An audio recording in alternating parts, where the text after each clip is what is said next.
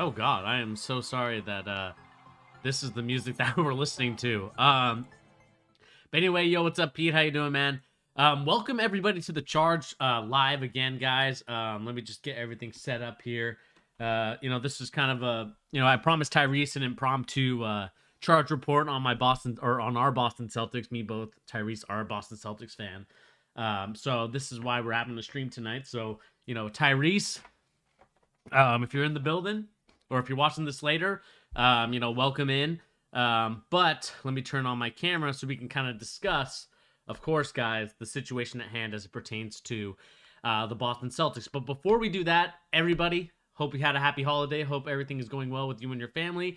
Hopefully you guys at least got to Zoom together, or if you're with your immediate family, hopefully you got to, hang out, open presents, and hopefully, we're hoping for the best for this next year. So, especially as it pertains to not only this channel, but hopefully in your daily life or whatever it is. Or if you're a fan of a basketball team, hopefully that also includes that as well. Because we will be talking about a team that is definitely going to be getting their Christmas wish list very early this year as it pertains to the Warriors. Can they come back from this sort of hold that they're in, or are they going to kind of remain in that purgatory? But like I said, before we do that, again, once again, guys, man, it's been a minute. Welcome to The Charge, bringing you that latest NBA news and rumors and also basketball opinions, guys. This is, of course, your host, Bernie Morris, here on The Charge, giving you that, like I said, latest NBA news and rumors and also basketball opinions. So this, of course, is a special. This isn't sort of the regular show. We'll continue the regular show tomorrow on Monday, so guys, be prepared for that. But kind of what I wanted to go over, guys, today, of course, was the Boston Celtics. Kind of looking at this news and rumors. Currently, the Lakers are kicking the Timberwolves' butt right now. We know that Karl-Anthony Towns is going to be out for a minute, so that's why you're not going to be seeing him for a while. But let's kind of go over the Boston Celtics, because to me, this is kind of the biggest team that we need to look at right now. It is my team, so I'm going to be a little bit biased. We also have to talk, of course, about the huge debacle that was this morning with the Dallas Mavericks and the Clippers being down 50 points, the most in the shot clock era. The Clippers are on fraud watch. They won their 2 games. They're feeling comfortable. Paul George was the no excuse making for the wins, but excuse making for the losses, which, I just, as a fan and someone that is a coach, excuse making is a load of crap, and I don't know why Paul George continues to have excuses for everything. Right? It seems like he has an excuse for basically when he doesn't have a good game. It's one of those things where I just don't believe in those excuses, and he's kind of doing it right now. But like I said, nevertheless, we're here to talk about the Boston Celtics first and foremost, because I'm concerned about them, man. I know they're 1-2. They're 0-1 away. The big concern for me for the Boston Celtics, they lost tonight by 1 point to the Indiana Pacers. Obviously, not a great look for us, but what's concerning for me again is, of course, the switching on the defense. I mean, we saw Sabonis kind of kill Robert Williams, and I believe Grant Williams, if I'm not mistaken. Let me see who this is again. This might be Grant Williams, or this might be Jeff Teague on kind of a switch. I think it's Grant Williams. Yeah, it was Grant Williams, kind of like on a fake handoff, basically like a Jokic kind of like fake handoff. To the point guard coming across, and then Sabonis was able to finish. Great finish by Sabonis and one. But to be honest with you, everybody, like the thing that really frustrated me most about tonight's game. Oh, hey Tyrese, how you doing, man? The thing that is frustrating for me as a Boston Celtics fan, and Tyrese, you probably can attest to this, is the fact that we are absolutely god awful in terms of having another superstar or having another star player. I mean, again, Tatum is not shooting very well this season. He is, I believe, 9 for 21 this game. I mean, for a combined total, I think that he's shooting absolutely like in below the 30s, or like somewhere in the 30s, which is not what you want your superstar to shoot at, right? You want your superstar to shoot at least 45 and above, especially from the field, not from just 3-point. I mean, 3-point, he's 3 for 9 tonight. Definitely not very good. Jaylen Brown tonight was a little bit quieter than usual. 18 points, 8 of 13, didn't take as many shots. I felt like the shots were more evenly distributed compared to everyone else. But really what we're here to talk about is just that last second shot. Again, a situation where you get Jason Tatum one-on-one and sidestep 3 doesn't go in. And that's kind of been the theme, or the sort of, that's been the central message I feel like the Celtics have gone to. And it worked once, right? A throw up a prayer and it worked. But this to me is just kind of like I've had enough. I've had enough of this offense because I've seen Brad Stevens draw up beautiful plays before. Our high school team uses them sometimes in our offensive sets and in our out of bounds sets. So the fact that we can't draw up a play for Jason Tatum or Jaylen Brown or Marcus Smart and getting any of those guys looks is absolutely ridiculous in my opinion. I just don't know why that's the case. Hang on one second. Oh, okay. We just got one of those alerts. But yeah, just like what I find frustrating about this whole situation is the fact that, like I said, it is frustrating that the Celtics right now just can't seem to find a rhythm, can't seem to get going. And he does way too much that it just creates this sort of chaoticness. I mean, let me look at Tatum's stats from just like these last couple games. I mean, if we look at the last 2 games right now, regular season, for this season, he's shooting 42% from the field. Let me pause the...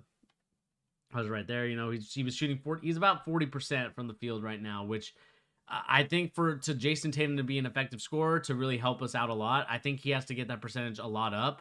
And I think he has to sacrifice some shots, man. Like I think the thing that with him, and I think it's the same thing that happened to Devin Booker. It's the same thing that happened to all these guys that are kind of very ball centric, and decide to take a lot of shots. Is the fact that, as you can tell, like it's just been god awful. I mean, today. First game he shot 46% from 3-point. That was awesome. That was great. And then these last couple games he's shooting about like a league below average of 33%. And the thing with the Boston Celtics is that we pride ourselves on 3-point shooting. I mean, this is just kind of a situation where I just want him to just we need to do a better job of getting him a lot more help. And Brad Stevens needs to go in there and say, hey, look, man, you can't be doing too much, man. It's causing us to lose these games. I thought that we could have actually won that Brooklyn game, or at least kept it competitive in the second half. But I think Jason Tatum took way too many shots. He tried to play hero ball. And you know how I feel about hero ball. I think hero ball is probably the most disgusting offense in the world. I would rather give my player the best opportunity to score on pick and rolls or setting them up for a play, because I think that's the best way to do it. Like, the fact that you get your guys to do this hero ball sidestep garbage that like Jason Tatum's doing right now. And this, like I said, it stemmed from last year's playoffs. And that's the frustrating thing for me is that like, look, this stuff is rearing its ugly head once again. And I just don't want to see another season wasted away with Jaylen Brown and Jason Tatum wasting their youth on basically garbage offense. And Brad Stevens needs to step the hell up, man. He needs to step the heck up when it comes to creating an offense for both Jason Tatum and Jaylen Brown to get them effective and get them going. I understand that, you have a couple sets that you like. I understand that, Brad Stevens has different offenses. Obviously, you have to change it up every once in a while or add wrinkles to it so that way your teams don't get too keen in on like, okay, they're going to be doing this. This is what you have to do. But what I feel like is annoying, and I think Tyrese and Pete, you can agree with me on that, it's just there's just too much. There's too much hero ball. There's too much, like, the ball has to be in my hands. I have to make the play or else nothing's going to happen. And, Jason will demand a trade or be unhappy and comfort. No, I think the contract extension makes him a little bit happier. I think that he realizes that he needs to step up. I think, like I said, what's frustrating for me is that Jason Tatum is really causing this frustration on himself. Like, he can't be mad, in my opinion, at Brad Stevens or the Boston Celtics because, the fact that, I can't remember how many turnovers. He's averaging about 2.5 turnovers a game, had 5 tonight, which is, for a superstar player, for a player that gets the ball a lot in his hands, that's a lot. 5 turnovers is definitely way too many. I can understand 2 or 3, to be honest with you, but 5... it's kind of pushing on it. And it's just like the thing that I get frustrated with him is that, like, I know he's a good player. I know what he can do.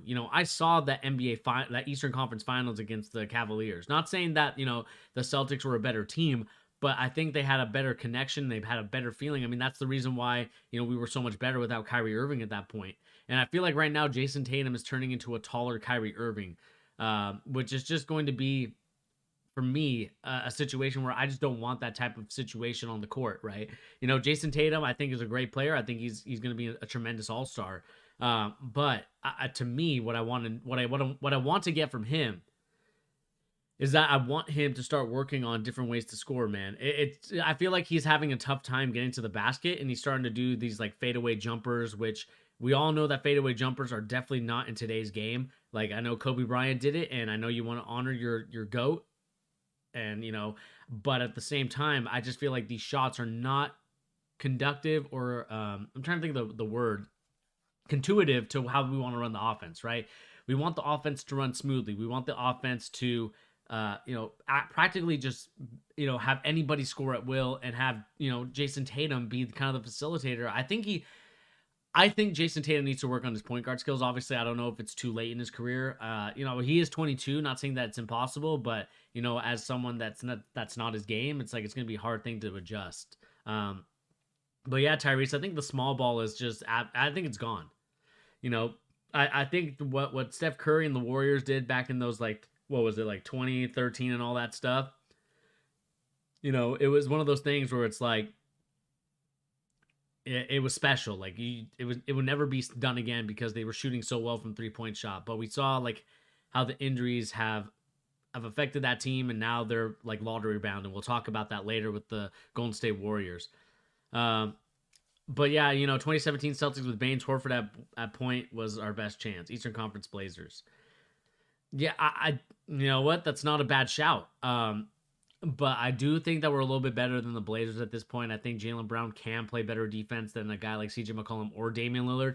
My thing with the Boston Celtics, and like you said, Tyrese, at the beginning, is that we need a center. We need someone taller than 6'10" to help us, facilitate an offense and also get some buckets down low. I watched Sabonis tonight, man. I like him a lot. I think that's a guy that we should go after, or a guy like Vucevic. But I think number one for me would be Sabonis. I think we could pull off a trade where we give that trade exception to them. We get Sabonis, and I think we'll be happy with Sabonis being our center. Because you saw the different kind of actions you could do with Sabonis, and he was not, and Victor Oladipo was not playing tonight, right? This was like a Victor Oladipo less Indiana Pacers, which makes them a little bit more lethal. But Sabonis, you saw the tenacity, you saw the energy that comes from him. I think Brad Stevens should make the move right away. I mean, what I liked about him, like I said, is that like that fake dribble handoff for the and one game winner.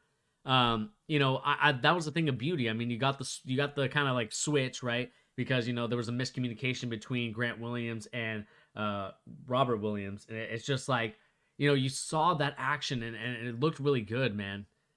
And I know that they won't give it up for a trade exception, Tyrese, but what I would like to see is us try and trade a couple of our pieces to get him, man. Like, I think that we need to start looking for trades immediately, because for the Boston Celtics to be competitive, for them to even want to be in the championship game, for them to even want to be in a situation where we could actually compete for an NBA Finals and compete against the Nets, we have to do a better job.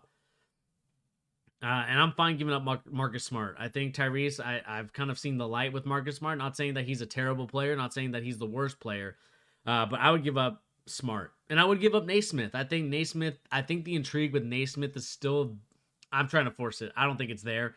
But I could see how a team could think, like, hey, maybe Naismith has some sort of upside that we don't see in the Boston. Like, there's, like, I think another thing, too, and, you guys kind of talked about it.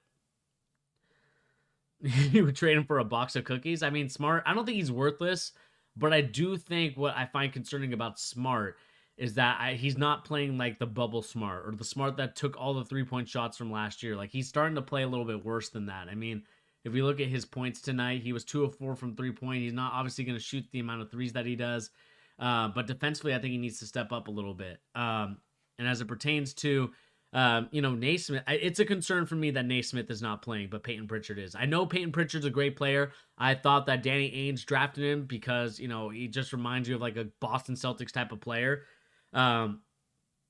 His weight is an issue now. I mean, that's the thing too, right? A lot of these players are out of shape at the moment. I mean, we saw James Harden the other night. If I trade Smart for any big man, it would be the Boston. I think Smart is way overrated. Take too many shots. He needs to go. He took 8 tonight. I'm not going to say that's too many, but I do think that Jaylen Brown needs to be a little bit more assertive, and I think that, Marcus Smart, rightly so, called out Jaylen Brown for that, and that's the reason why Jaylen Brown had such a successful first 2 games, and now what I don't want happening is Jaylen Brown reverting back to the previous Jaylen Brown, who would not take a shot, who would not attack the rim, his Danny boy from Oregon, just like him. Yeah, I mean, like, the thing is, I do love Peyton Pritchard. I think he's going to be a great role player for us and could actually make some contributing minutes, contributing factors. And I think that he can help us win some key playoff games. I think he's crafty. I think that his 3-point shot is, it's good. It's not the best, but I think it's good enough. So I think that as it pertains to Peyton Pritchard, I think he should be playing, man. Had it with Gordon from Indiana. Now Danny Ainge has Pritchard from Oregon. Yeah, I mean that's true. Um, but I think that Peyton Pritchard is a good player, man. Like I've watched him play live. I've talked to him before. I think that he's going to be a good player. I think, he's shown that he's gonna be a contributing factor for us. I mean, what did he play tonight? 12, like 13, 20. It's like something 23 minutes. You know, 0 for 6. 9 of 10 from the free throw line. Oh no, that's Jeff Teague. I'm sorry. Peyton Pritchard was 5 for 5, 3 of 3 from 3 points. So I think that like, looking at our bench is scary. Most guys in streak goals. I mean, that's true, right? I mean, you got Naismith who didn't play. You got Edwards who didn't play. You got Waters who didn't play. You got Green who didn't play. You got Romeo Langford who's still trying to recover. I mean, it's what sucks is that I think we could have had just like the players that we could have potentially had last year that we would have gotten drafted instead of Romeo Langford. It's just absolutely ridiculous. And even this year, like the amount of guys that I'm seeing right now as rookies that are playing very well is too. Pritchard's too bold for a rookie. I mean, there's a reason why I think he's like a 3 or 4 year starter at Oregon. I don't think he's too bold. I think that Peyton Pritchard is actually a really good player. I think his I would say his boldness that you call it. I just think his poise. I think he has great poise for an NBA player, right? Like a point guard that could really come in as a backup. I'm not saying he's a starter at all because he kind of reminds me of like a TJ McConnell that the 76ers had many years back. And I think that you could potentially see that, man. I think you could see like Peyton Pritchard kind of have that role, and I want to keep him as a backup. I think like as a backup, I think Peyton Pritchard's going to make a name for himself in this league. I think he's going to make it to 10 to 12 years as a backup point guard who can really contribute on a team. Naismith, I think, is a little questionable because with Naismith, the problem with Naismith, guys, is that when it comes to Naismith, my concern with him is that I think the fact that he's not playing so much, the fact that he was the 13th overall pick and has played, maybe as a total of like 9 minutes, I think. Let me look how many minutes he's played because, it's just one of those it's just one of those guys that like you want him to play, you want him to do well. 3 points only. He's averaging 9 minutes a game. He's only played in one game, so I think this is a concern for us as it pertains to Naismith, man. And I think Naismith, I think we need to start deciding, the 14th pick, excuse me, he's not the 20th or the 13th pick, but still the 14th pick, you expect that pick and that player to, contribute to your team and not sit on the bench and only play 9 minutes in one game so far for us. And we've played 3. I think that right now we need to start looking at if we can somehow salvage that trade and get him to a right team. I would love to do that because right now, it is a frustrating situation. I would say for what we have right now as the Boston Celtics. I think the Boston Celtics are way too talented on the starting lineup. Semi Ojeleye, I think it's kind of starting to become a dud for me. Grant Williams, I do like Grant Williams, but I don't know if he necessarily can get. I don't know why he's getting 23 minutes. Robert Williams III, I love him. I think his energy is hustle. I like him a lot. He should play. Jeff Teague is starting to concern me a little bit. This is the second game now where he's kind of not done well from the floor. 0 of 6 from the field, 9 of 10 from the free throw. So free throw wise, it's fine, but I think from the floor, it's a little concerning. Naismith has no way. He's worthless. Smart fell off when he was like 3 or 4 years ago. Yeah, they do. They know. They check. They see the guys at Celtics on the draft. Look at James Young at 13 a few years ago. Yabusele, etc. Yeah, I mean, I think the jig is up right now for the Boston Celtics in terms of their draft strategy. I think Danny Ainge did it right with Peyton Pritchard, and I think that's the only draft pick besides, obviously, the Jaylen Brown and the Jason Tatum. But I think those guys were can't-miss talents, in my opinion. I think a lot of people rated Jaylen Brown high. They just didn't rate him at I believe he was like number 5, if I'm not mistaken, for the Boston Celtics. So I think with Danny Ainge, I think he needs to get back to his roots, man. Like, either get back to your roots or get out the way. Because right now, the fact that he's trying to outsmart everybody in the room, he's trying to be the smartest guy. He's like, oh, I'm going to trade him and, we're going to draft him at this pick. It's over. Because to me, what you need to do is you need to start like looking for players that are going to help this team, right? You need to start looking for veterans. We see how much veterans really help the team. Like veterans are going to be more impactful than these rookies that we're drafting. And I think that instead of taking those picks that we have, we really needed to, oh yeah, number 3, you're right, Pete. He was number 3 for Jaylen Brown. But the thing with what I'm seeing right now is that like the the older players are doing a lot more and they're doing something for us rather than the old guys, right? The old guys, or sorry, the new kids that are young, like they're not really doing anything for us. Like I still can't wrap my head around. Obviously Peyton Pritchard is different because he played in college for 3-4 years, so it's a little different with him. But what I find interesting and kind of weird at the same time is the fact that, like, I think we talked about it nauseum, but Naismith not playing these next 2 games. That's your 14th pick. That's a guy that's supposed to make an impact for your team, right? This isn't some Joe Schmo that's like, okay, we drafted him at like 28. Like, we're not expecting anything from him. Cavs doing a great job mixing some better. Yeah, I mean, Walker, I think you're absolutely right on that. Like, you see the Cavs like mixing it up a little bit, and they're kind of a scary team right now. They're kind of a scary team that I like what I'm seeing from them. So we'll see what happens with that team. Like, I want to see how they do. Robert Williams always hurt. Yeah, but I think now he's adjusted to the game, especially as it pertains to that. So I think we could see a different situation with him. But yeah, I think the Boston Celtics right now are in deep trouble. Obviously, they're not in deep trouble as the other team we'll talk about later on in this episode or in this daily show. But it's just like, I think that we need to start trading for older players. We need to start trading for veterans that will help us on the bench. I mean, look at the Lakers right now. The Lakers are kind of the prime example of getting guys like Marc Gasol. We could have gone to Marc Gasol. We could have gotten, Valanciunas from the Grizzlies. I think that's another person that we should be looking at too. Like, if we can get him on the low, I would love him, man. I would love to get a guy like Valanciunas who would definitely help us a lot. I mean, he's taller. I think that it's one of those things that could do a number for us. And then Tyrese, you said Danny is behind on talent compared to Masai Ujiri and other GM. Yeah, I think Danny Ainge is like behind the curve. He's still living in the early 2000s, maybe the 2010s. Meanwhile, we're in 2020. We got to start changing it up. I just think that for you guys as an outside fan, the Blazers are a great comp. Lillard and McCollum have a great many years to prove together has nothing has materialized. Jalen and Tatum are individually great, but together the fit right to win a championship. Tatum and Brown might be the same. I think that Tatum, I think here's the thing. Brown, I think, is better defensively. Tatum is better offensively, and I think that it can work. But I think in order for it to work, I think we need that center. Like, I know that it's 2020 and it's a different game now, but if you can get that center, that guy that really commands the middle of the paint, because we saw what happened with the Boston Celtics last season. Like, we had a good strategy, for the most part. I just think, like, offensively, we need that piece, right? We need that center to really solidify the middle for us, because we saw what happened when we relied on Daniel Theis to shoot those threes, when we rely on Grant Williams to take jumpers. Like, it's not a good recipe at all. And they're going to stop Jaylen Brown and Jason Tatum, because those are the two guys that are creating the offense. Marcus Smart is kind of a hit or miss type of player, right? He could either be really hot or he could be really cold. He's very streaky at this point. And I think we're just going to have to live with that unless we can somehow trade him to another team. I would love to trade him to another team because I think that would really help us a lot. And then Pete, you said Tyrese, that's what I'm saying. Like, Jaylen Brown and Tatum are Lillard and McCollum of the East.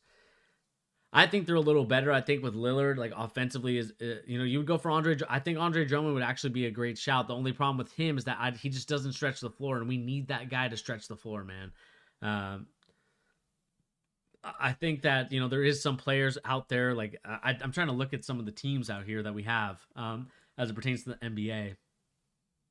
We got, I'm trying to see here. Let's look at the teams here we got really quick. The New York Knicks, I don't think there's anybody that we could trade for there that I would want personally. Sorry, Pete. The Toronto Raptors, I think we could see if we can make a move. I don't know what their stance is. I don't know if they're top 5, so I don't think they're going to trade. 76ers are looking a little fraudulent in my opinion. I think that they were fool's gold a couple of nights ago, and I think that they're fool's gold now. We shouldn't be sleeping on, the Cavs are winning, man. Like, the Cavs, and Walker kind of said it, the mix of veterans and youth players are really helping the Cavs right now kind of catapult their way to where they're at. You kind of see here the Atlanta Hawks, they're not going to be trading anybody. The Charlotte Hornets, they're not going to be trading anybody. I think the Magic are in the market to trade. I think the Oklahoma City Thunder are in the market to trade, whatever role players they have left on that team. The Houston Rockets are definitely sellers. I think the Golden State Warriors need to become sellers in order to rebuild. I think we'll talk about this when we talk about the Warriors, but I have a hot take. as it pertains to the Warriors. But we'll get there when we get there. I think that we do need to start trading for players and pieces. I think the Pacers are another team that's selling. I think the Pistons are another team as well. So there's a lot of teams that are selling that we could potentially go in there and get. We might need Harden. Brown too good, but he won't be Harden and drop 40 in the finals and get foul calls. We need to get a bench and trade all those bums. Lol. Instant best team in the East. It's a double-edged sword with Harden, man. I know that you guys love James Harden. I know that Harden is an absolute firecracker as it pertains to offense. But when it comes to the off the court stuff, and I think the off the court stuff matters just as much as on the court stuff. If he's not following the protocol, if he's in the strip club, if he's doing all these, the establishments, the lady of the night establishments, and all these other places that he's going to, and traveling to different states, when there's an off day. What about Blake? He's been shooting mad threes. Tatum is great, but I feel like he needs that LeBron, Harden, or KD. I think he needs him in order for offensively. It's just defensively, we're just going to be such a liability. I mean, I want to know what the Celtics are willing to give up. He still needs a great number. You know what? That might be true. I think Jason Tatum can grow into that role. I think he's about 2 or 3 years away from being that number one. I think he needs that Brandon Ingram type of growth and development plan, where it took him a couple years, but now he's finally getting into it, right? There was that potential with Brandon Ingram, and I think that's the same thing with Jason Tatum. Kind of in that similar build, right? That 6'8", 6'10", small forward, power forward build. And he's growing and developing into his body, and going to be a nice scorer. But I think for Jason Tatum to be efficient and to be a better player, he needs to learn how to finish around the rim, because what I'm seeing so far is that he's taking way too many jumpers. And as much as I think jumpers are the greatest thing, when it comes to three, the issue I have here is that because he's shooting so many jumpers, you're bound to miss. You're not Steph Curry, you're not Klay Thompson, you're not any of these sharp shooters that are, making it at 45 to 50% a clip, right? You're making it at probably 34 to 38%, which is okay. It's just not something where it's yes, I want this guy to shoot every single time. Obviously, when he's open, hey man, shoot the ball. But when it comes to finishing around the rim, he needs to do a better job. Last season, and I keep going back to last season, I just counted the countless amount of times where he would try and drive in and get the ball stripped away and try to get a foul call. It's not going to work. You're not James Harden. You don't have those moves. And I think James Harden is very crafty and very, very shifty to where he's able to get the angle right, so he's able to finish, and then you're able to see a great situation with him. Like I said, the problem I have here is that if we do trade for James Harden, at what risk is that going to be? I think that I would be okay with it. Brown won't be better than Harden offensively, to be honest, but in the offense of the game, the league foul calls on the best defender now. I do agree with you there, Tyrese, but at the end of the day, we saw what defense did, right, for the Miami Heat. I know they played kind of a gimmicky defense, and I understand that that's kind of where we're at with them. But at the same time, what I noticed, we saw what the Miami Heat did defensively. That's what got them to the NBA Finals. We can credit Duncan Robinson and Tyler Hero for shooting all those threes, but there's two sides to the ball, right? It's the reason why I think the Nets are ultimately going to lose in the NBA Finals in 5 games to the Lakers, is because the Lakers defense is so much better than the Brooklyn Nets. The Brooklyn Nets can't stop a nosebleed at this point. They lost to the Charlotte Hornets tonight by 2. And you let some random guys get off that are not really at the level of a Kyrie or KD at this point. So that to me is where it's defense does matter, in my opinion. I know that Harden can offensively be a juggernaut in the regular season. Hey man, that is James Harden to a T. But when it comes to the playoffs, it's different. They're not going to call the same fouls. They're not going to, James Harden's playing the same way, but that style doesn't work in the playoffs. Defensive intensity is going to be more, is going to be ramped up by a ton. And so that to me is why that's why I'm a little cautious on James Harden. He's a great player. I do not dispute that at all with you guys. But as it pertains to kind of the offense, in my opinion, the defense, it's a liability when it comes to from the defensive side, especially in the playoffs. We saw what happened when they missed 27 straight threes. The offense can come and go. And James Harden, missed 27 threes, and it's just it just annoys me. And we do need to make some trade exceptions and get some defensive players. It has to happen. And Tyrese, he said, Harden has never been a problem, to be honest. The last year was really never in the news. The Raptors get him. And we still need a trade exception and get defense carries. That's what I'm saying. That's what I'm waiting on. A Siakam for Harden trade. Wouldn't surprise me at all. I would make the trade for Harden for Brown, Smart, and keep Kemba. I'm not keeping Kemba, dude. Kemba is a liability. Like, I think we have to trade Brown if we want to get James Harden, but I would trade Kemba in a heartbeat. Like, I love Kemba, but at the same time, I think it's one of those things where it's like, I just don't know if I believe in Kemba enough to where I want to keep him. I think defensively, a liability. We saw it last year. He got exposed in the playoffs. I know he wasn't fully healthy in that playoffs, but at the same time, you saw what happened, man. It was barbecue chicken season for Jimmy Butler. He was literally in the post every time. You got the switch onto Kemba, or you get the switch into where Jimmy Butler's in the post. You got Kemba Walker there, and you're able just to back him down a little bit, shoot a little hook shot over, and he makes it. And then we're going back the other way, and with Jason Tatum running the point or him running the offense, he's not getting good looks. He's getting these sidestep threes, and that to me is where I'm just like, I'm just shaking my head every time when I watch him play offense, because it's like I want Tatum to succeed. I want him to be a superstar player. I want him to be our all NBA Hall of Famer, all-star type of player. But I'm worried that offensively and just kind of the right mindset, I don't know if that's going to happen unless he changes his mindset. Unless he changes this like Black Mamba mentality. Like, not in terms of like, working hard than others, but more so like trying to play like Kobe Bryant did in the 2000s. Like, this isn't 2002 anymore. This isn't even 2010 anymore, right? Where you could do that, where, LeBron James needed a mid-range game and a post-up game to, beat the Spurs. This is 2020.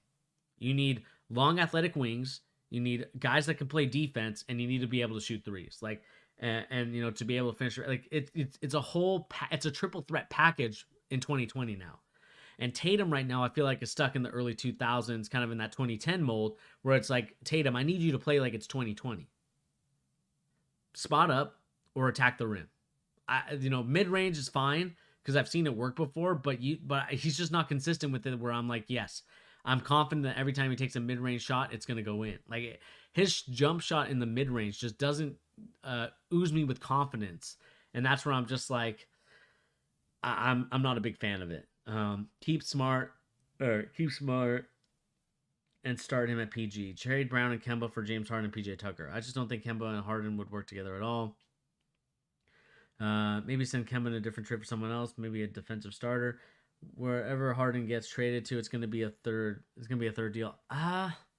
Maybe depending on like how they can get the contract situated down. But I think for the Celtics could go for John Wall and Boogie, and that's why they're sitting out. Nah, they're sitting out for COVID. They were not being smart. They were at an apartment getting haircuts, and it just, I think I'll talk about this to a point. It's just like, you got to be smart in these situations, man. Social distancing is probably the number one for me. And of course, I'm not a doctor. I'm not trying to claim to be a doctor YouTube.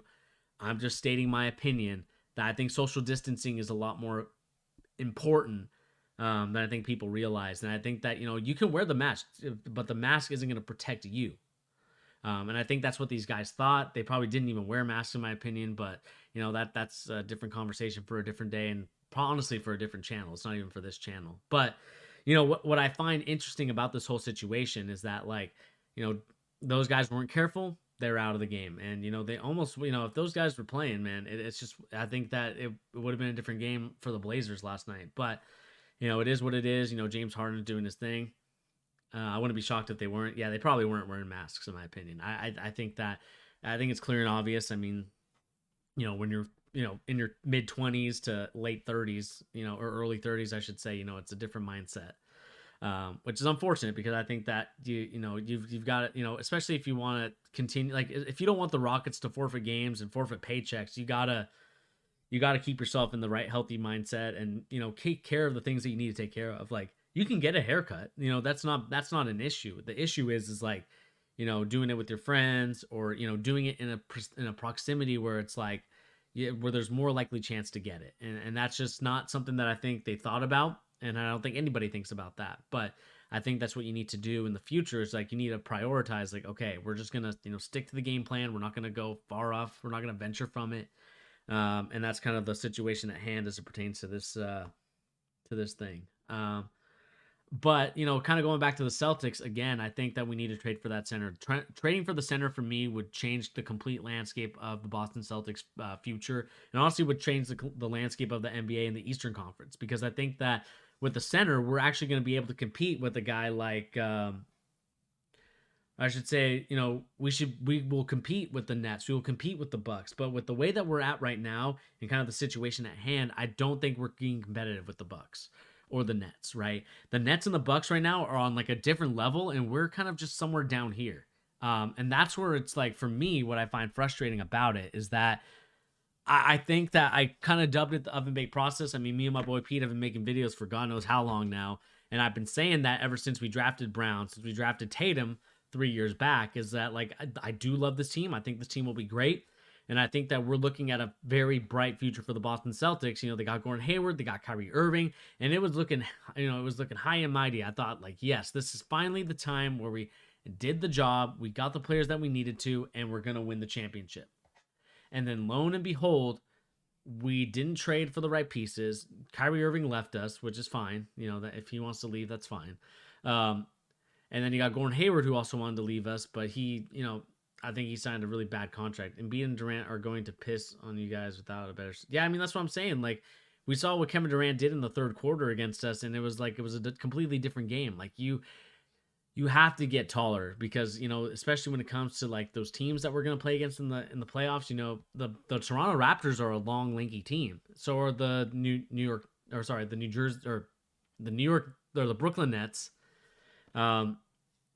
And even the 76ers, I'm curious to see how that matchup's going to be. I'm not the biggest Ben Simmons fan, but, Ben Simmons can still kind of be a menace and a factor as it pertains to their win.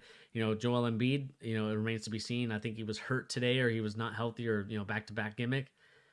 But I think we need to start looking at a positive center that could help us in this situation, because right now it is just looking so dire as it pertains to like what we can do to really help the offense out, what we can really do to solidify the middle, because the middle right now is just absolutely ridiculous. Like, we're not getting any help from anywhere. And it's just one of those things where it's like, I want us to get to that point where we can be like confident in where we're at.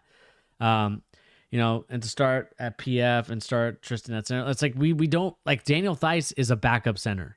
Tristan Thompson is a backup center. Like, they're great pieces. They're great pickups. I like them. But they're not starting center quality. They're not starting quality.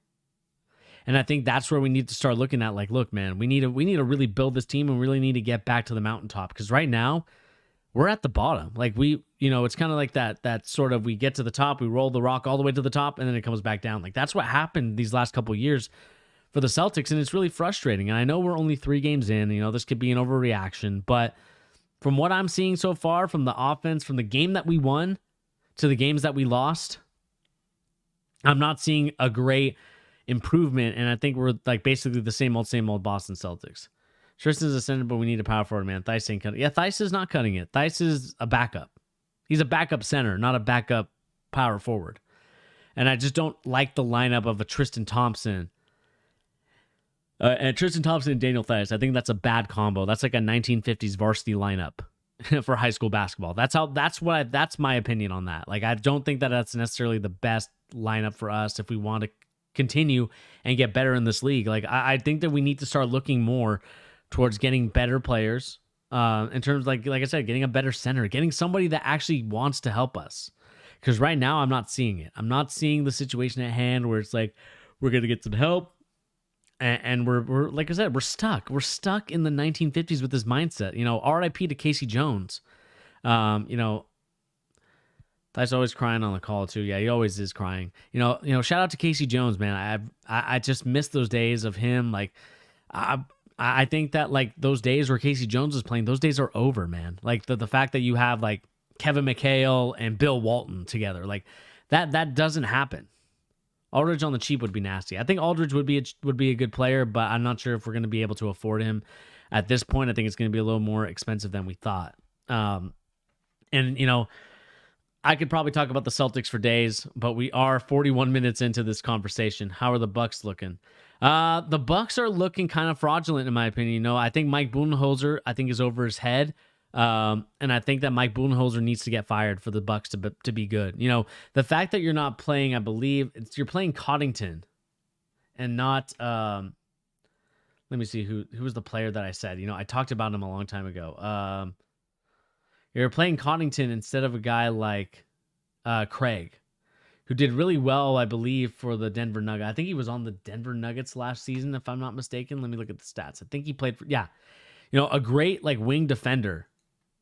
Celtics should have went for Cabell. They definitely, Vooch or nothing. Bucks got smashed by my Knicks tonight.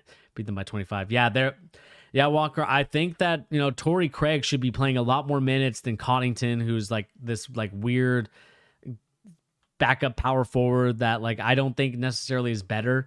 I think that this guy, Torrey Craig, needs to play a lot more. And it's just one of those things where it's like Budenholzer, I don't know. I don't think he knows what he's doing. He butchered a 60-win Hawks team and got blasted by the Cavs and out really quick, out the paint. And so I think that what I'm seeing here is that I think the Bucks are in trouble. I think they're in trouble because they didn't get that superstar, right? They were supposed to get Bogdanovich. The Bogdanovich was supposed to help them offensively. So you can bring in a guy like Torrey Craig defensively to help you out. But, I'm a little disappointed in the Bucks, man. I thought the Bucks were going to get a lot better. I thought that, by adding a guy like Jrue Holiday, it was going to help. And it has helped a little bit. I think Jrue Holiday, I don't believe he played tonight, if I'm mistaken. I think it's kind of one of the, or no, he did play tonight. He was 4 of 10, 0 for 4. Like, he's a good player. He's just not like the player that I would want. Pretty sure Torrey Craig got his nose broken tonight. He was bleeding everywhere and for next to the elbow by Knox. Yeah. I like Torrey Craig. I think he could be a difference maker on the team.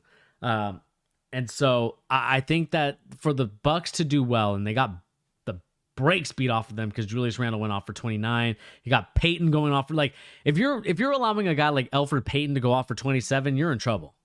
And Pete, you could probably attest to this. He only shot 3 threes. The rest were freaking mid-range pull-ups and layups. And you look at the rest of the team, you got RJ Barrett getting you 17. Did a little bit better tonight, I believe. It was a plus 21. So defensively, he's kind of stepped up that role and not really being in that playmaker position. You got Mitchell Robinson, that 4 for 6, 9 points. Reggie Bullock, 7 points. You got a good bench. Alec Burks torching you. Nit Lakina getting you 12. Kevin Knox getting you 7. It's one of those things where it's like if that team is beating the Bucks, I'm sorry. I probably have to move the Bucks down, man. I know it's a rash kind of all of a sudden you're changing your opinion, but man, it is disheartening to see the Bucks right now where it's you have Giannis going off for 27, you got Middleton going off for 22, you got Bobby Portis of all people getting you 17, and then the rest of the team just went quiet. DiVincenzo with 10, Jrue Holiday with 8, Lopez with 6, and then the rest it's 1 for DJ Wilson. Greg getting you 0 points, even though I think defensively he's good. Connaughton, the guy you're playing a lot more minutes than the rest of them. You're playing him 16 minutes. Forbes, 18 minutes, getting you 1 point. It's not pretty at all. And I'm really concerned about the Bucks, man. I think the Bucks are in trouble. They're kind of in that situation where it's they signed the big contract. They got Giannis to stay. That's the whole NBA is ecstatic. They're completely, happy about it. But it's one of those situations, man. Be careful what you wish for. The grass isn't always greener on the other side, and I'm talking about the contract here. You had a chance to go to the Lakers. I understand it would have been not a competitive league, but I think for championship's sake, that's where I would have went. I would have waited. I would have weighed out my options and kind of see. I understand that you would have gotten paid the most money in NBA history, but here's the thing. Someone's always going to outpass you. I know that you're going to make more money. I know that, it's the amount of money that you make, not kind of the other stuff that kind of gets you involved. But what I do like, or what I think that they should have done, in my opinion, was, try and see, I think Giannis should have put the pressure on them. He should have been look, my goal is to win the championship, and I want to pressure you into getting superstar players to help me out on that quest.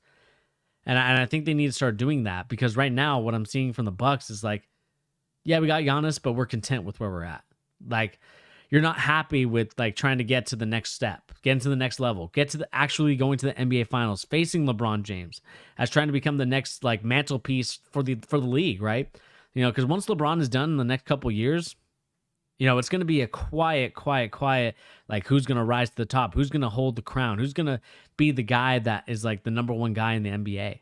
It's more than just jersey sales. It's more than just popularity. It's game 2. You got to have the game. You got to have the popularity. You got to have the narrative and the backstory. And, I think Giannis needs to step up in that aspect. But the problem is that the team right now is just not looking too good. So we'll see what happens with the Bucks. I'm not too confident in them, and we'll see what happens with them. We got just a quick score update. We got the Lakers 103-69. You could see that it's becoming a long day for the Timberwolves. 10 minutes left in the third. It's going to be a long day. Let me just make sure that we don't have any other type of people in here trying to talk.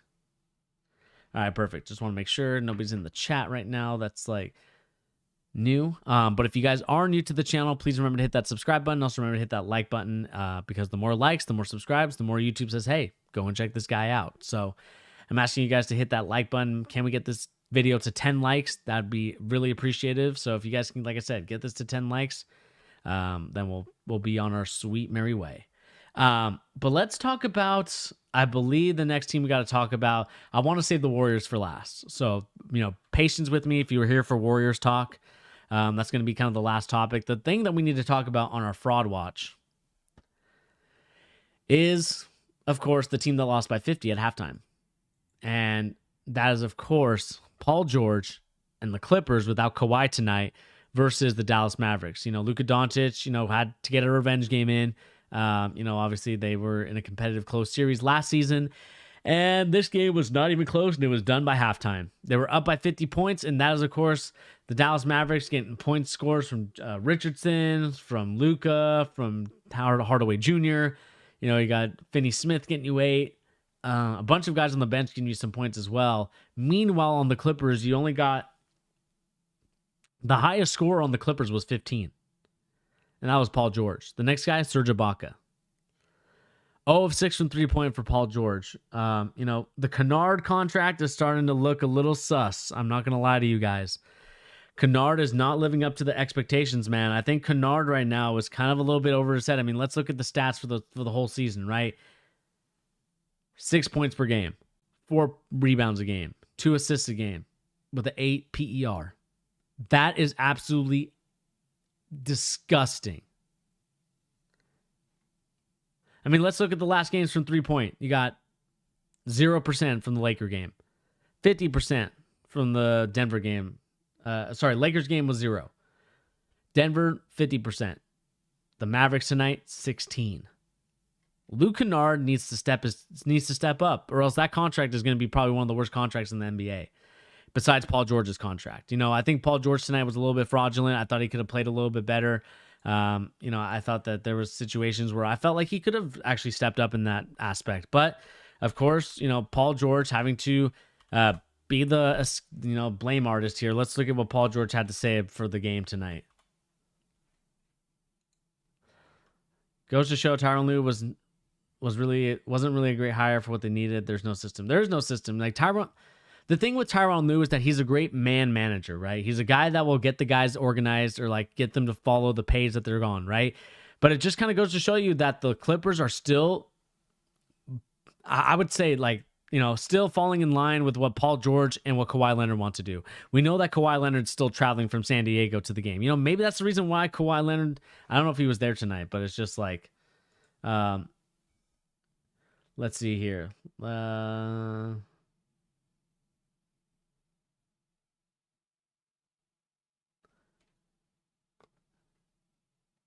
It's just 7% or 27% from Luke Kennard, and not Kennard's fault as much as PG.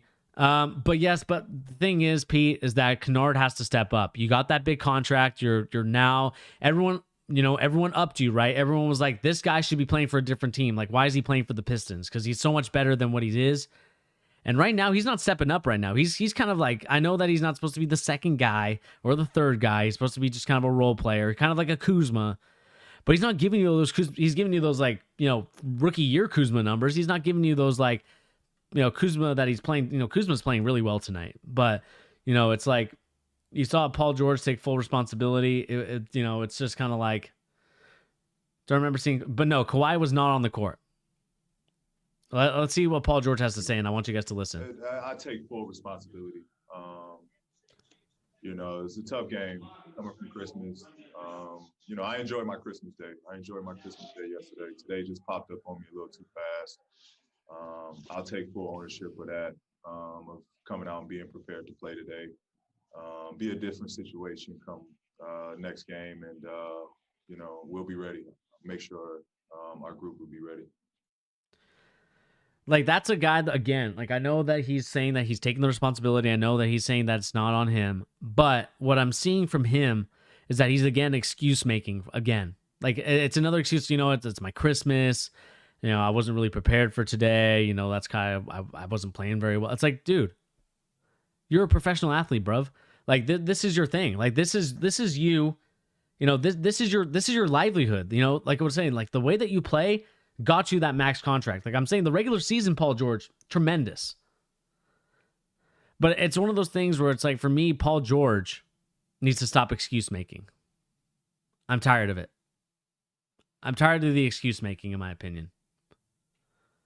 Because with me, from him, or what I'm seeing from him is that like there's always something with him, right? There's always an excuse. There's always a situation. Also, add a B in front of those ums.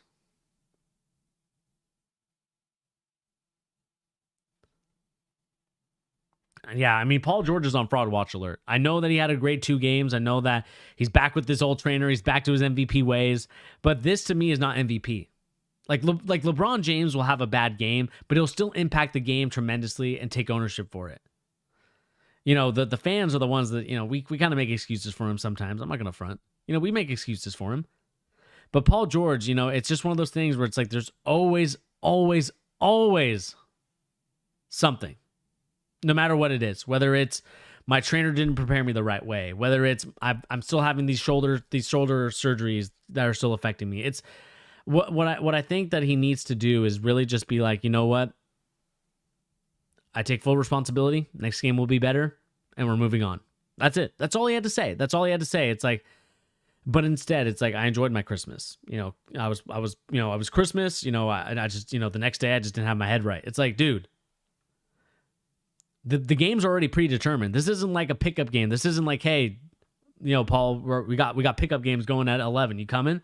Like, no, that's not what happened here. This game was on the schedule. You can't be excuse making all the time. I'm sorry. Like that to me, again, Paul George, tremendous athlete, tremendous player. I respect him regular season wise. But as it pertains to the playoffs, that's where you have to prove it. That's where this Clippers team has to prove that they are built for this. But tonight's performance, it just kind of goes to show you that this team is not ready to compete with the LA Lakers. I don't even think they're ready to compete with the Nuggets. And, the Nuggets are kind of off to a slow start.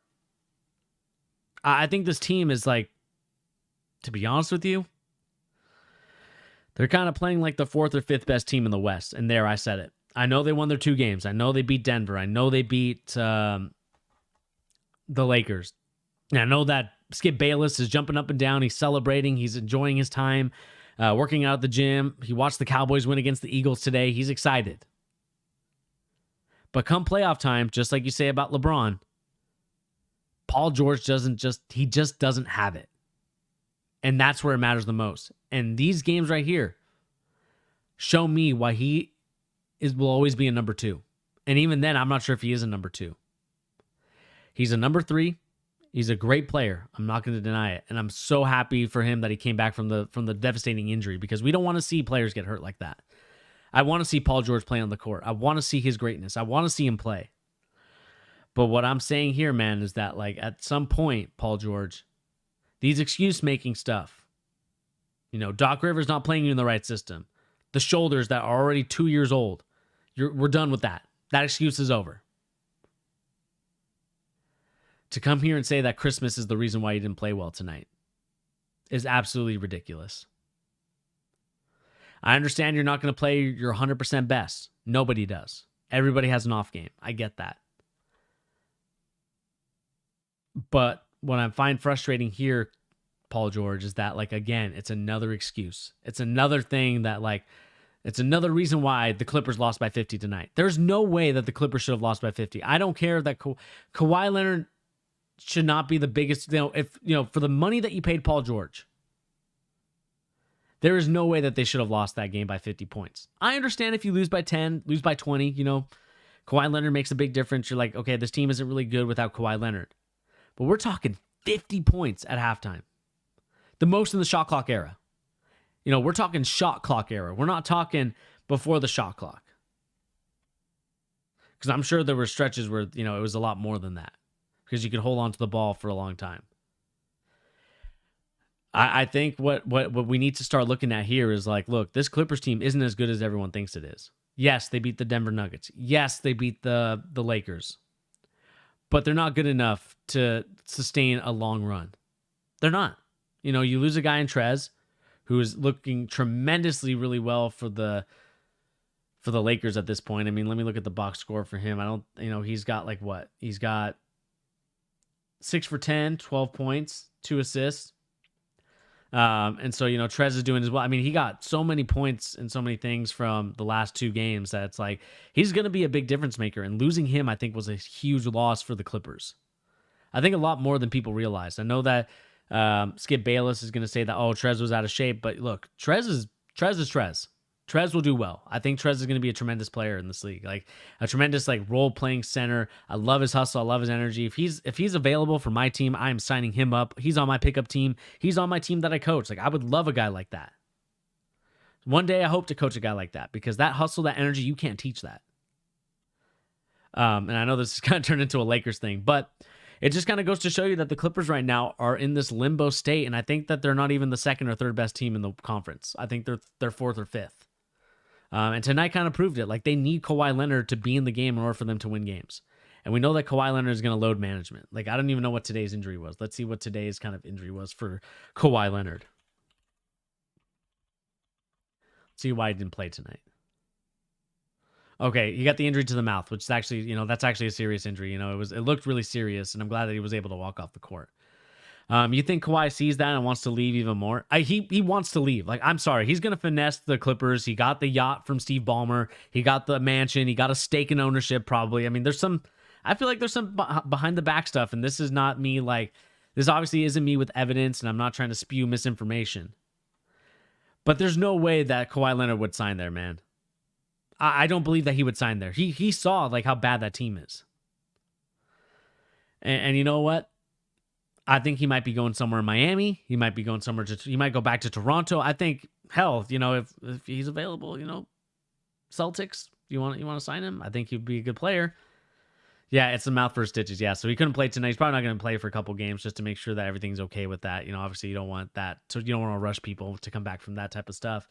Looked pretty serious. So, you know, obviously hope that everything is going all right there. But to kind of reiterate my point, Pete, it's one of those things where it's like, I need you to step up. I need you to be a much better player than you are. And I'm talking to Paul George. I'm talking to the Clippers. You know, the jig is up with Ty Lue, man. That team was a LeBron James coach team. It was not a Ty Lue coach team. And I said this before, Pete. Like I said, not a great X's and O's coach. But I could see him being a great man management. And that's really it. Would be so awesome if Kawhi ended up going to the Lakers with Bron. You know what? He might. He sees like, look, man, like I think I want to sign with the Lakers. Like I made a bad choice. I picked the wrong team and I want to go to the Lakers. Like I think that's what he should do. Because I mean, what do you have here in Clippers? What do you have here in LA? I mean, you moved to the Forum. You don't have the players for it. I mean, let's look at their team. Let's really dissect their team. Let's look at their team. And you tell me that this team that the Clippers has without Kawhi Leonard, let's just say Kawhi Leonard's out of the equation because Kawhi Leonard needs role players. You know, it's a 5-man game. You need players, right? Serge Ibaka, great a long time ago, kind of older now, not really as what he once was. Same thing with Nicholas Batum, great in Portland, great way back in the day. Now, I think that he's not really that interested in like he's a good, but he's not that good. You know, only 4 shots tonight. Not really going to do much for you. You know, maybe get you the rebounds, but that's really it. Patrick Beverley, great role player. Not going to deny that, but not really adding much to your team. Paul George, a B to B- type of player. Luke Kennard could be a good role player, solid role player. Might do a little bit for you. And then you got here Patrick Patterson. Trying to... I believe this guy's name, I don't want to pronounce his name wrong, but basically, I think this guy's more of a role player, doesn't really get many minutes. I probably did tonight just because. Got you 5 points. Zubac, who the Lakers traded for, 10 points. Atruru, 4 points. Reggie Jackson, 8 points. 6-man like Lou Will, bagels. Absolutely did terrible tonight. 0 for 4. Didn't take many shots. 9 minutes played. Man, 2 for 8. 4 points. Coffee, 0 for 5. 1 point.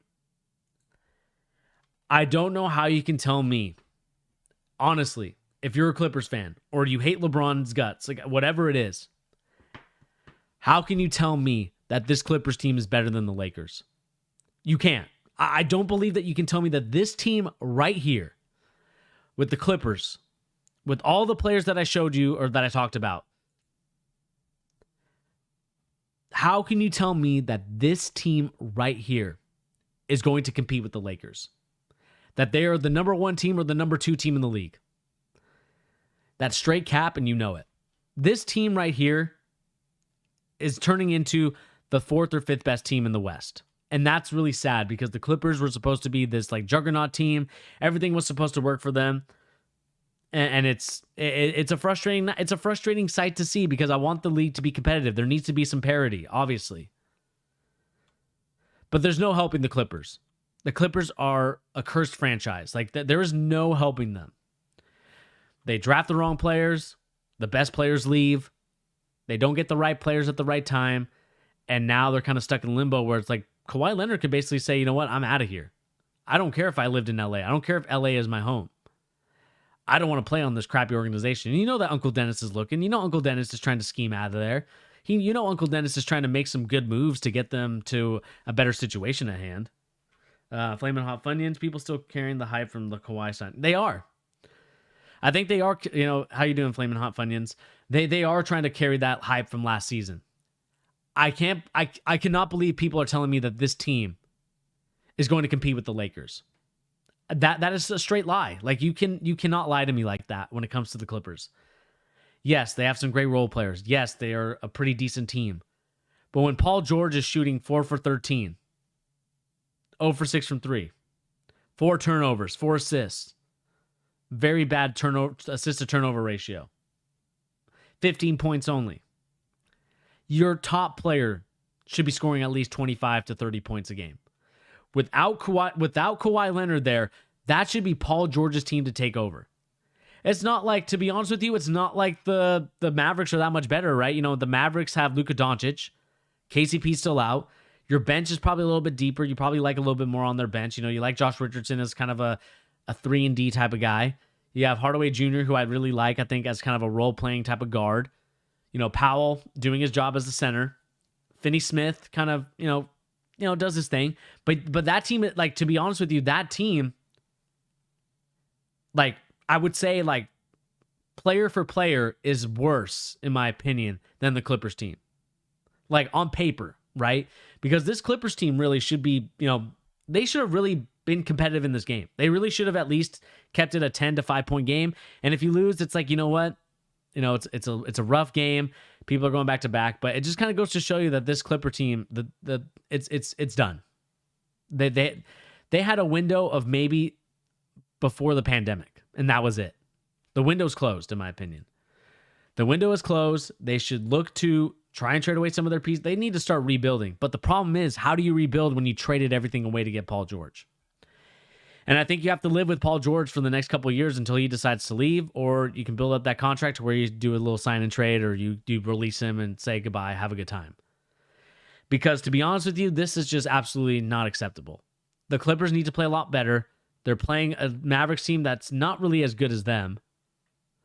And Luka Doncic didn't even have his best game. 0 for 5 from 3-point land. Like they don't have a, he was terrible tonight. I would say like this is probably one of Luka's worst games. I would say like, maybe not his worst game, but definitely, not on the par that we're used to for Luka, right? Luka's like a 30+ point per game scorer. Only had 24 tonight.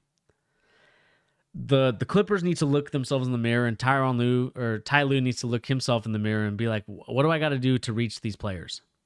Because it looks like the players just are enjoying the paycheck. They're kind of like, I would say, they're kind of reminding me of Arsenal before they won. And I know that this is probably going to be a bad comparison because a lot of my viewers watch Premier League soccer.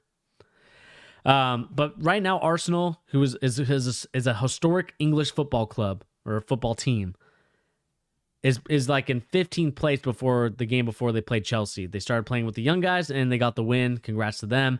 But right now, the Clippers are playing like Arsenal at this point, like before they won against Chelsea.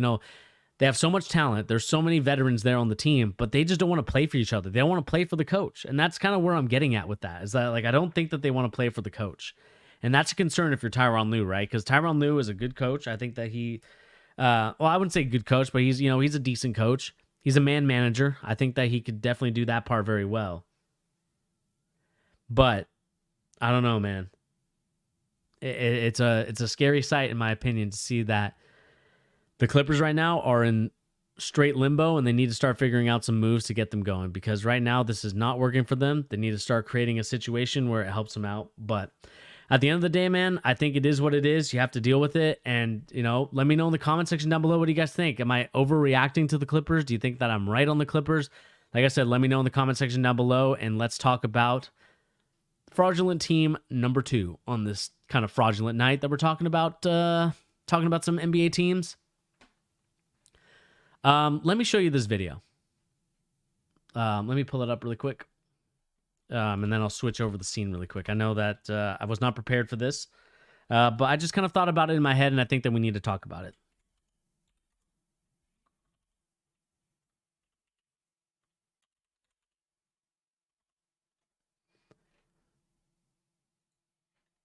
Give me 1 second. Let me just go to the live scene. And let me pull up the scene. Definitely agree with the Clippers take. Yeah, man, it's just like the Clippers to me are just not, they're not doing so well. They're not really kind of in that situation where I'm like, yes, like this team is going to do really well. And I think the Clippers right now are kind of like in the state of limbo where it's like they need to start making some moves and quick. But I want to take your attention to this video right here. It's got 11 million views.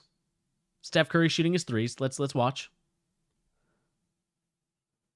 Golden State Warriors Twitter too, if you guys want to look at it. I think Golden State Warriors. 5+ minutes without a miss. Steph. Curry. Let's watch a little bit of it. Yep. Look at that. If anybody plays 2K, this is like the 2K drill where you shoot it from the corner. Looking pretty good. I would say that he's looking pretty great. Shot looks good. Everything looks good. We'll fast forward a little bit to the end where, I believe he misses, gets upset. Just let me make sure I'm connected to the Bluetooth. For some reason, I feel like I'm not. And then we'll kind of go on my big rant.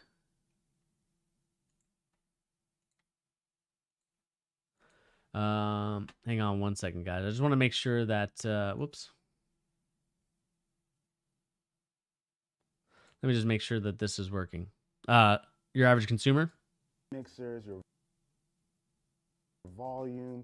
All right, cool. It works. So I guess there was no volume on that video. I just want to make sure. Okay. Now let me take your attention to this. Steph Curry is now 4 of 23 on the season.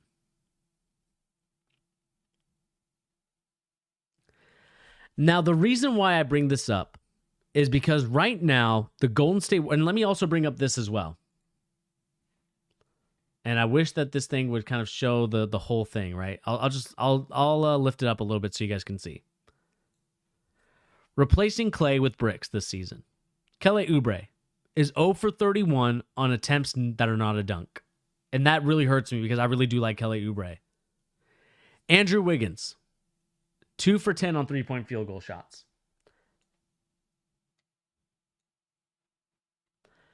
The reason why I bring this up is because the Warriors are the biggest frauds in the NBA. We all thought that by adding Kelly Oubre, I understand that Klay Thompson got hurt. I understand, Steph Curry not doing too hot this season.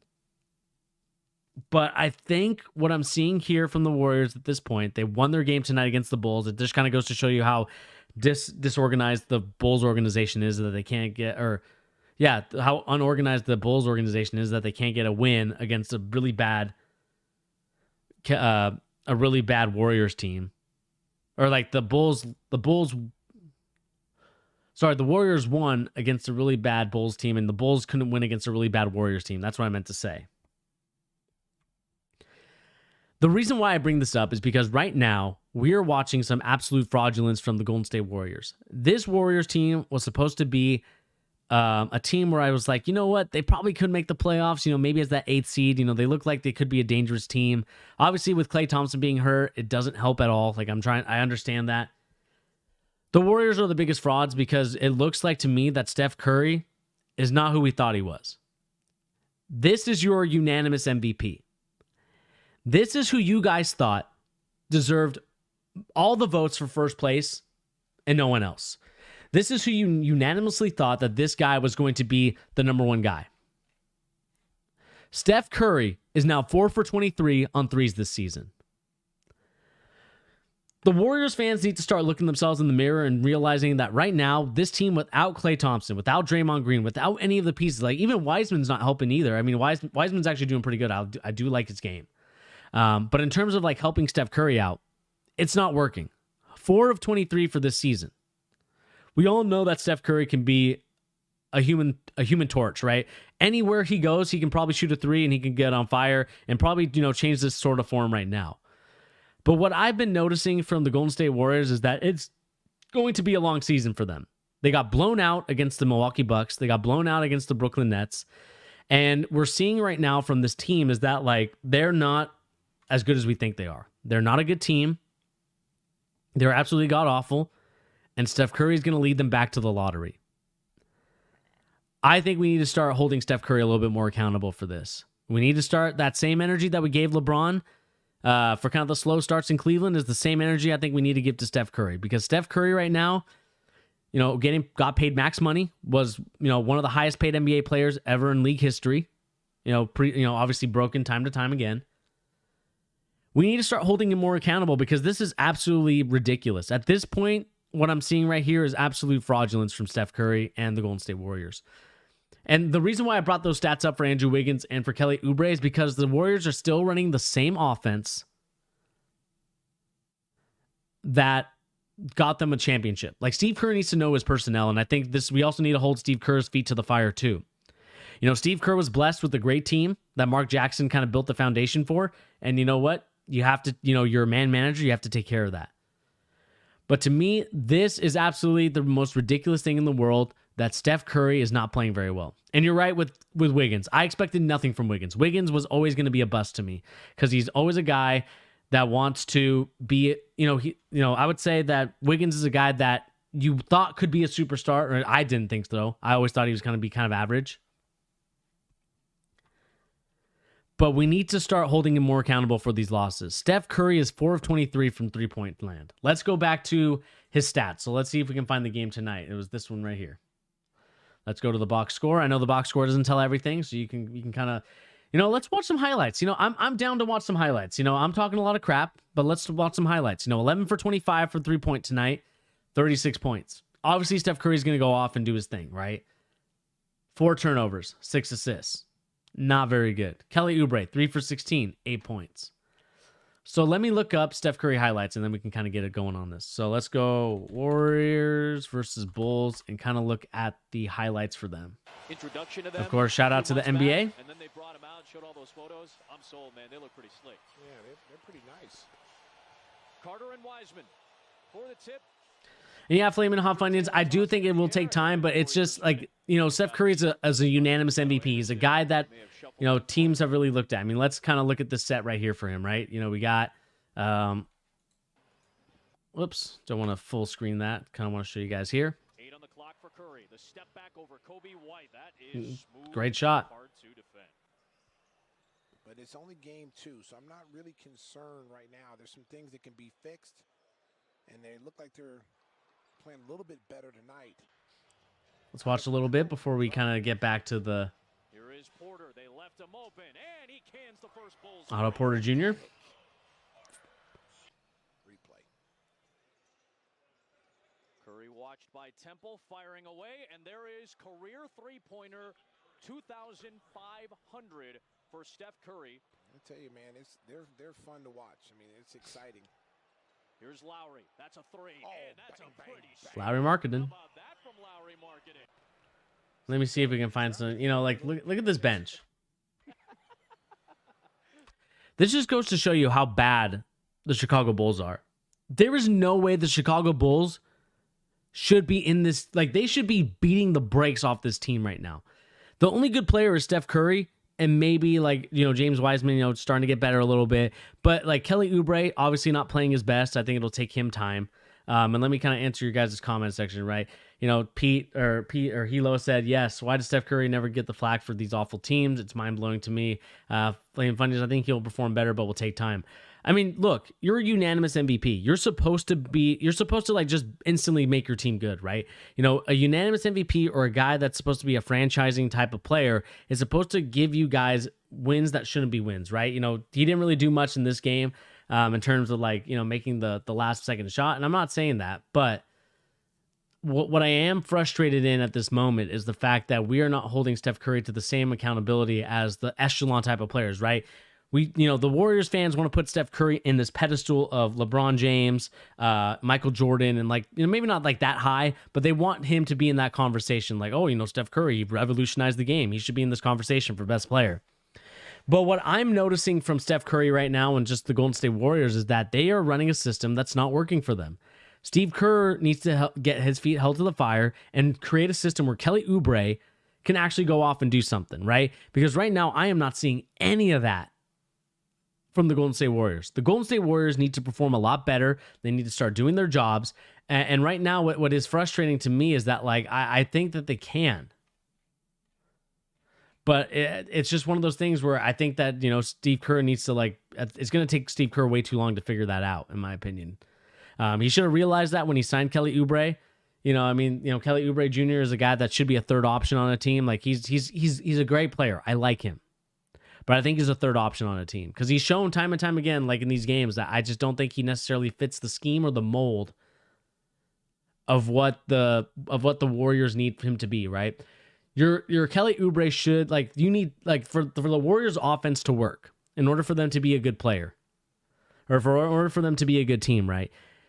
Steph Curry has to go off screens, has to come off curl routes, kind of come off these type of screens so he can get wide open looks, and that's how he basically dominated the league for so long because you had guys like Draymond Green setting screens, you had Andrew Bogut setting you screens, and if that didn't work, you had Kevin Durant kind of topping it off for the way that he's able to score the rock. And then you had Klay Thompson playing defense. And right now, Steph Curry, even though he did well tonight, and he got a plus, I believe, got a +3 tonight. I mean, that's not very good for your starting player, right? I need to see defensively how he did because I think defensively he was kind of bad tonight, as he always is, just because he's more of a free safety type of player. Pete, you said Lowry needs to sign to a good team. This offense, I'd love it. I mean, we'll see. Or offseason, we'll see. I think he's a little soft now. I think that he hasn't progressed the way I liked him to. I know that he was supposed to be a good player, but it's just I don't know. And then you said that just came in, 100% agree. If Harden was on a team this bad, he'd get roasted. LeBron obviously roasted. Anybody but Steph is getting flamed for this team being this bad. And that's the thing. I think we need to start holding Steph Curry more accountable. I mean, the Golden State Warriors, why are you posting? You guys are 1-2. I understand that you lost. Draymond Green's not playing. I understand that Klay Thompson's not playing. But to be honest with you, if you're posting a video where Steph Curry's making 5 straight three-pointers, then you need to tell him that he needs to shoot better, right? 5 of 15 from three-point is not going to cut it. We're talking 5 of 15. I mean, let's look at his stats. I mean, this is just becoming ridiculous. Look at this for the last 2 games. 20%, 20%. Let me pause this. 20% from 3, 20% from 3, 33% tonight. I'm sorry, man. Steph Curry was in the 40, what was it? The 50, 40, 90 club at one point. There was no way Steph Curry should be playing this bad. Averaging about 2.5 turnovers a game and averaging 19. 34% from the field in the regular season. Nah, not going to cut it. I'm sorry. That's not going to cut it. I understand that actually he played 3 games, so maybe the averages will kind of even itself out. Let's see if they did so far. I mean, let's look at this for the 2021 season. Gosh dang it. Stop autoplaying. I hate that. Let's see here. He is 4 of 20 from 3-point land, 13 of 38. Like the way that we kind of go at James Harden, I have to keep the same energy and go the same way with Steph Curry. Steph Curry needs to step up because this to me is not acceptable.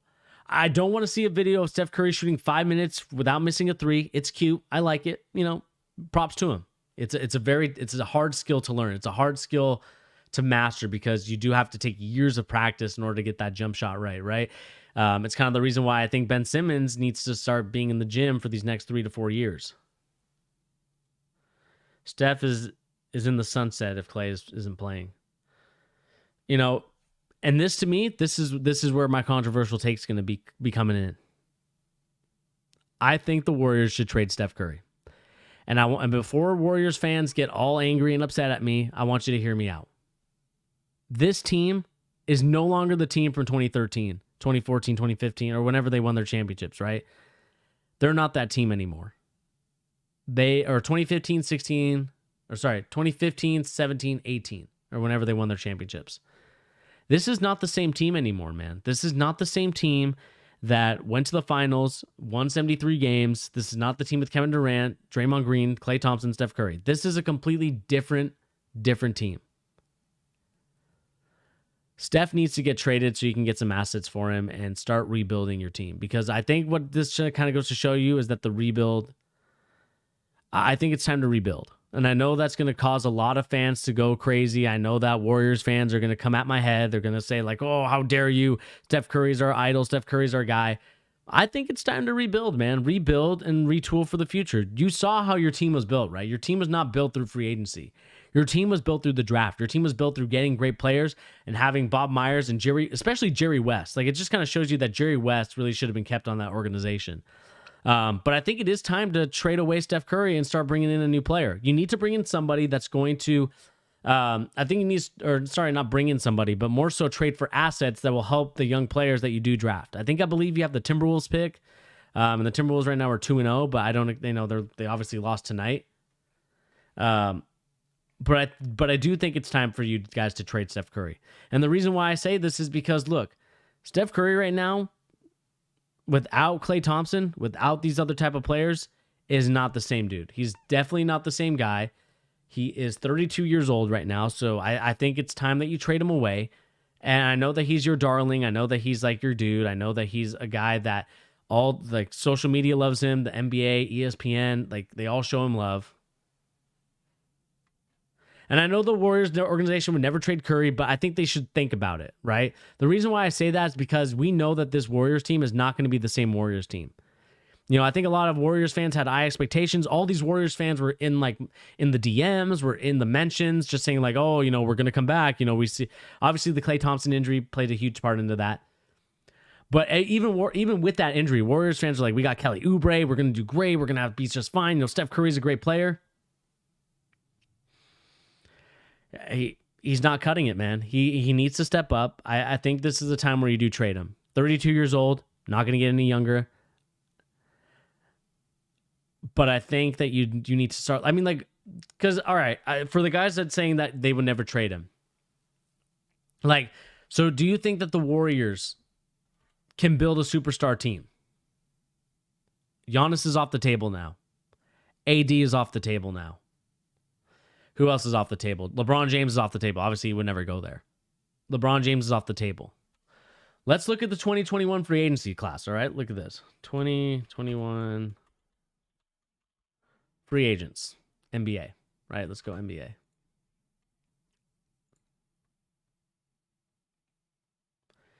For next year's free agency class, these are your free agents.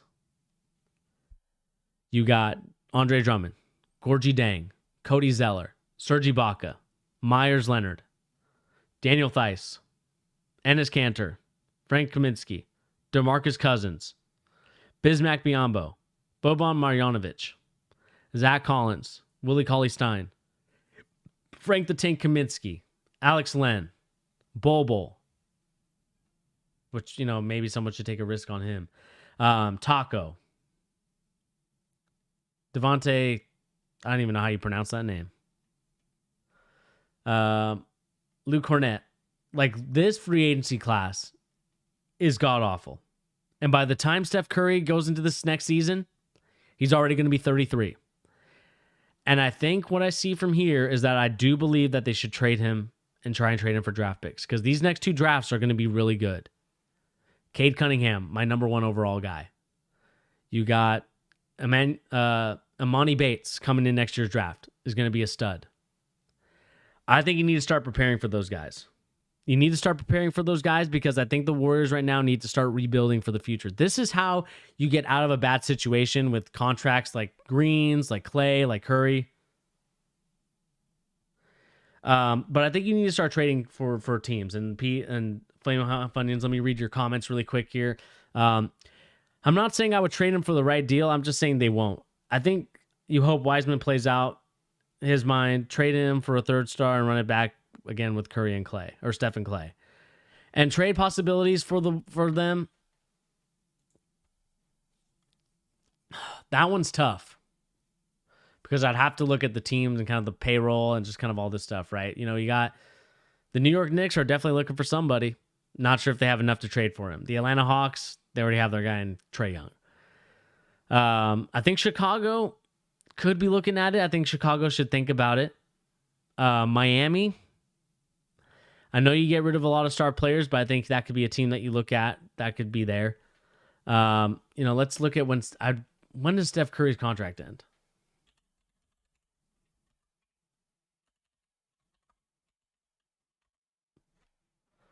Let's see when Steph Curry's contract ends. Wow, he's a golfer too. So he's got 2 more years left on his contract until he's an unrestricted free agent. I do think that this is the right time to sell him, man. You got 2 more years. You got to decide whether or not, Steph Curry is worth, 1, if he's worth the money, and 2, is he worth sacrificing pieces and assets that you got from the draft to build a team around him? Like, you need to build a Warriors 2.0-S type of team around him. Like, is Klay Thompson going to be the same guy next year? Like, who knows?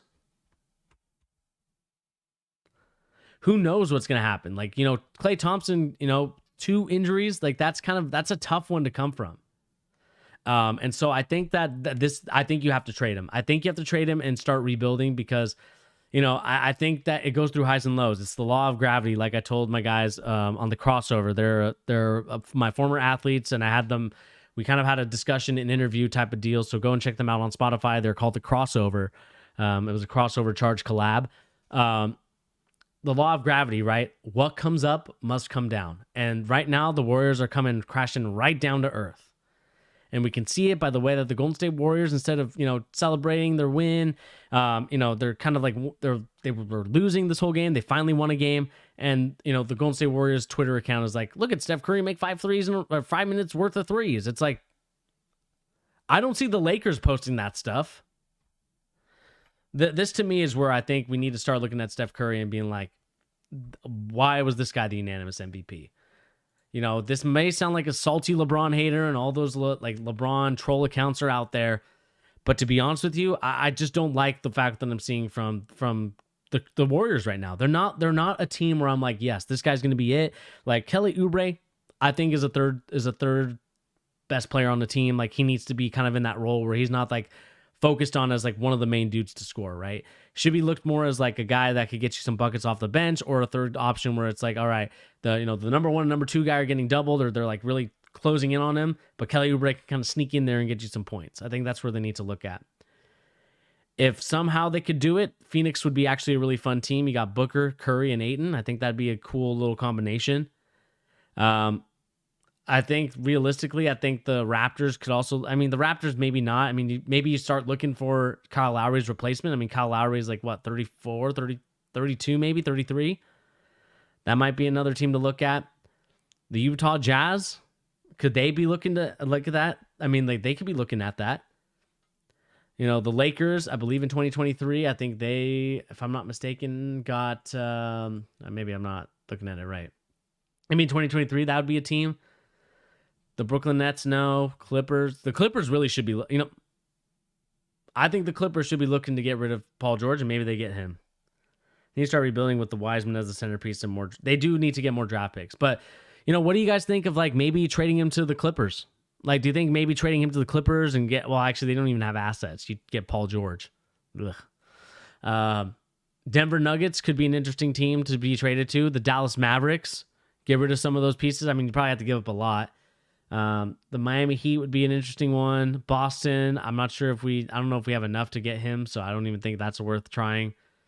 So I think there is teams that are interested in him, and even the Charlotte Hornets, I think, would be a one to look out for, because I think the Hornets, in my opinion, are looking to get, I would say that kind of like that Del Curry, trying to get that connection with the son. And I think that's where I think I would look at, is like those type of teams. And they do need to get more assets. The Warriors do. You know, they have, I believe, if I'm not mistaken, let's go to their team. They're at the bottom. Are they at the bottom for payroll, or is this like most cap space? The Golden State Warriors dead cap space is absolutely ridiculous. Look at that. They have to start trading some assets away, because that is a ridiculous cap space for not being competitive in the play. Like, this, to me, this right here should signify you're 63 million negative in the cap space. That should tell me that you guys are trying to compete for a championship. And you got to tell me right now, honestly, for your heart-to-heart Warriors fans, is this team right now a championship contending team? If the answer is no, which I think presumably for everybody that's going to be the answer, you have to get rid of some of your assets. There is no way, as an owner, I would be paying that much money for not being competitive. That's like the Brooklyn Nets back when they got Paul Pierce and Kevin Garnett on, like, you know, on expiring contracts. They're older now. It's not worth it, man. You need to start looking at trading away some of those assets, getting rid of some of that dead weight in cap space, and start building for the future. You know, the Knicks right now are plus 18. Everybody else is kind of in the negative at this point. You know, the Celtics somehow are -7. I don't know how. Charlotte Hornets at 4. I mean, it's just one of those things, guys, where it's like, oh, why did I go to that? Nope, come back. It's one of those things where it's just like, I don't know what moves they should make, right? I mean, the Golden State Warriors definitely need to trade some of their assets away. Obviously, you know, they're going to pay Klay Thompson. They're going to pay Steph Curry. They're going to pay Draymond Green. But they need to start looking at trading away some of those assets, because right now, those teams are not competitive at all. And you said, like, they need to start rebuilding around some other pieces. I mean, let's look at the 2022 draft class and see, or 2022 free agency class. You got Valanciunas. You got Nurkic, Ayton, Favors, you know, obviously with Ayton being a restricted free agent. You know, you got Ibaka again for an early bird. You got Tristan Thompson, early bird again. Miles Leonard, James Wiseman. Obviously, you know, he's not going to be there. Thomas Bryant, Aaron Baines. Like, these free agency classes coming up are absolutely terrible. And I think the Warriors need to look in their heart of heart and seeing if this is the move that they need to make. Because to be honest with you, I don't think it is. I think they need to start looking in a different direction. And I think they need to start looking to trade away some of those assets. But that is just my opinion. Obviously, you know, like I said, you know, this Warriors team could prove me wrong. Kelly Oubre could go for a different, could prove me wrong and go and get better. Let's look at this Kelly Oubre.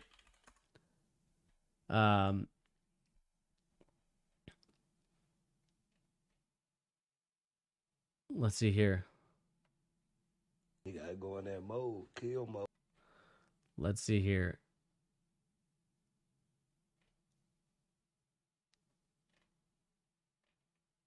There's like a video of.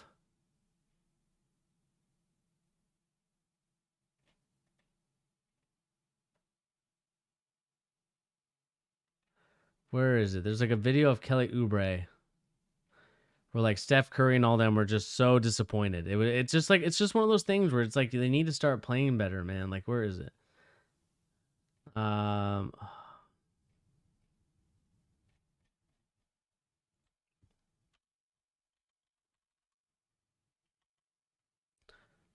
um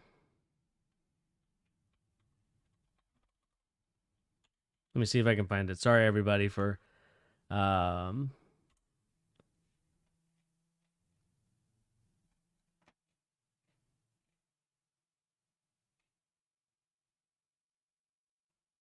here we go. I think this is it right here. This, let me go to Complex Sports right here. This is the, hopefully you guys can see it. Look at this. And when the Warriors won the title in 2015, it was 40 years after that last championship won by Barry and the Warriors. And Al Attles was the coach. Rick growing up in Jersey, Al Attles growing up at Weequahic. Let's watch this again. Obviously, Kelly Oubre took so much time off the clock. Driving, doesn't see anything. Again, drives, takes a bad shot, gets blocked. Obviously got the foul call. I think that was a little bit of a bailout. But that is a prime example of like why you should honestly try and think about trading away Steph Curry. I think you need to, man. I think you need to trade away Steph Curry. I know that this is going to be very sacrilegious to the Warriors fans who are like, we're never getting rid of Curry. He's our idol. He's our child. Like, we're not going to get rid of our child like that. But I think if you guys want a future, if you guys want to kind of continue the growth and expectations of, all right, we're going to retool. It's going to take us a couple years and we're going to get back to that Warriors form that we once had. I think you trade him away, get some first round draft picks, and you get Cade Cunningham and you get some of these other players. Or even if you don't want Cade Cunningham, what if, maybe you trade Steph Curry away and get a younger superstar? I think you should do that, honestly. Because right now, Steph Curry, like, value-wise on the Warriors is absolutely null and void. Like, he's just not good enough by himself to win you a game. And it's the same thing that happened with Trae Young a couple years ago, right? Everyone was like, oh, Trae's just a three-point shooter. He doesn't really do much. Put him around the right pieces, you can make him work. And that's the same thing with Steph Curry. He's a guy that you need talent around. He's a guy that you need to put shooters and big men and guys that are strong around him so that way he's able to compete and contend in the playoffs, or even keep competing to contend in the regular season. I mean, we're seeing right now that Steph Curry is off to one of his worst starts probably since his rookie year. And I think that now it's time to start looking at like, okay, what can we do to help this team out and win? Do we trade away Andrew Wiggins and trade away Kelly Oubre, kind of cut our losses with him and get another second superstar to help us, get James Harden? If that's the route they want to go in, then that's where I would go. But if you're kind of content and satisfied with what's going on, then I think that'd be okay. I mean, even James Harden, I feel like would be a good fit on this team, right? Because you have Steph Curry who could run around the screens, get the threes, and James Harden can do his ISO and be the point guard. Meanwhile, Steph Curry can kind of be the two guard or off-ball guard and kind of do his thing off screens and get open looks, and then James Harden can hit him for an easy pass. I think that's the direction I think they should go in instead of trying to hope and beg that Andrew Wiggins and Kelly Oubre are going to get out of this slump. Because I think that's kind of the direction that they need to go to. But obviously, guys, I've been on here too long. We're ranting too much. And I think that for everybody's sake, I think it's time to get off. But like I said, let me know in the comment section down below. What do you guys make of the stories that we talked about? Of course, we talked about the state of Boston, what the Boston Celtics can do to help their team.